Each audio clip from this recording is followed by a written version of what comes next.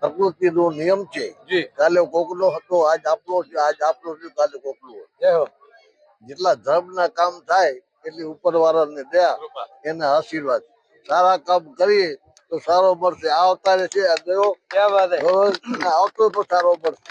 જી તો મેકર દાદાને યાદ કરી બાપા કે ભલા કીધા ભલો થીધો. હા, ભલા કીધા બચો કીધું બધું. જોય પંતાઈ પત્ર મુકે કોલાતા પચો. ખબર છે ને, બધા જાણે, બધા જાણે. કેવી ખુશી છે બાપા, આજે 3 પેટી તમારા દીકરા વ્યાજ કરતા હું કે મૂળ કરતા વ્યાજ વાળું.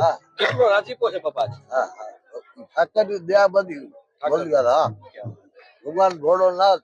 અમારે તો 70 લાખ મંદિર બનાવવા હતું ખાલી. જી તો 7 કરોડ પહોંચી ગયું. તો 7 કરોડ પછી સ્વામી આવ્યા હતા. જી કે તમે થોડોક ફેરફાર કરો, તમે બોલો. એ કે આ રીતે બનાવો.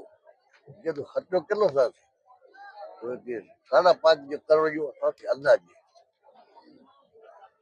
મેં કીધું 5.5 કરોડ. ગજા સામે જોયું, ગજા સામે જોયો, રજવાડે અડધી નકતી ને ફૂલ ફરક બની. એ નક્કી આપણું થઈ ગયા, સંકેત થઈ ગયા. શંકર કીધું કરી નાખો.